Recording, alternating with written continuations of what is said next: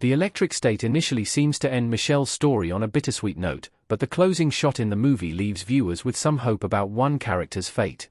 In its opening moments, the Russo's The Electric State presents an exposition dump that reveals how, after experiencing a growing threat from rebellious robots, humans manage to overcome it by killing many robots and convincing others to live in a separate enclosed zone. In the film's present timeline, robots are illegal outside their assigned exclusion zone, but one somehow arrives at Michelle's home and claims to be controlled by her brother.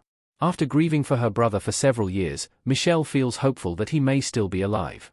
As a result, she sets out on a journey with her new robot to find the truth about her brother's fate. Along the way, she crosses paths with Keats and his very own robot friends, who agree to help Michelle find her brother. In the Electric State's ending arc, Keats and Michelle convince all the robots from the exclusion zone to fight with them, leading to a war between humans and the robots. Is Chris still alive? What the Electric State's final shot means. Chris might still be out there. Millie Bobby Brown's Michelle and Cosmo looking at a projection in the Electric State. The Electric State's final arc suggests that Michelle pulls the plug on Chris to save the world from Skate. However, in the closing shot, the robot, Cosmo, that Chris was previously using to communicate with Michelle, rises again. This suggests that Cosmo has either turned into a regular Cosmo bot or has somehow managed to retain some of Chris' consciousness. If the latter holds true, Michelle might finally be able to reunite with her brother.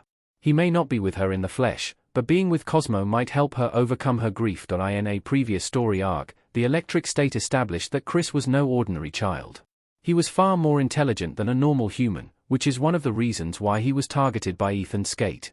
Owing to this, it seems possible that he might have found a way to make his consciousness exist even after Michelle decided to let him go. If Netflix decides to expand the movie's lore, Chris' return in the Electric State's ending could be the perfect springboard for a sequel's narrative. Why Michelle pulls the plug on Chris in the Electric State's ending. She realizes it's the only way she can save the world. Millie Bobby Brown as Michelle in the Electric State. When Michelle meets Chris in the virtual world through the Neurocaster, Chris tells her that the Sentry could make him exist this way for at least the next 100 years. He reveals that his brain shares a symbiotic relationship with the Sentry, implying that if something happens to him, all the drones and Neurocasters connected to the Sentry will also cease to exist. Similarly, the destruction of the Sentry will also lead to his death. Michelle refuses to let him go but eventually decides to pull the plug on him when she realizes that the robots can only win against humans once the drones stop working. She also understands how destructive the Neurocasters have been to humanity and realizes that letting her brother go will also free humanity from the addictive technology. Therefore, as much as she wishes to spend more time with Chris, she serves the greater good by unplugging him. Fortunately, for her, the Electric State's ending suggests that Cosmo somehow retains Chris' consciousness. How Netflix's The Electric State changes the original novel's ending. The book's ending is ambiguous like the movie's. Similar to the movie, the source material keeps its ending ambiguous. In the original graphic novel's final moments, Michelle's brother has his Neurocaster taken off, with the hope that he will be able to survive without it. The book also features a visual in which the Neurocaster and the drone her brother used are seen discarded in the sea. While the Netflix movie suggests that Chris might still be alive, the book leaves Michelle's brother's fate to a reader's imagination. Its closing sequence suggests that Michelle either escaped with her brother for good or faced the grim reality of his tragic fate, the aftermath of the center's shutdown explained. Humanity gets the opportunity to live in the real world again. All the drones fall to the ground after Chris' death shuts Sentry down. Even the humans who were addicted to their Neurocasters are finally freed from destructive technology, allowing them to live in the real world again. With what follows, humans and robots form a peaceful alliance while Skate attempts to flee after his experimentation on Chris is exposed to the world. Ultimately, Skate, too, gets caught and arrested for his crimes, preventing him from building any more destructive technologies. Ethan Skate's motives in the Electric State explained why he abducted Chris. Ethan Skate disguised his hunger for power with claims of prosperity. Stanley Tucci putting on a Neurocaster helmet in the Electric State image via Netflix. Skate claims that the Neurocasters allow humans to evolve and live in a constant state of pleasure instead of being weighed down by the tragedies of existence. However, deep inside, he seems to care little about humanity's overall progress and only hopes to use the Neurocasters to have complete control over the world.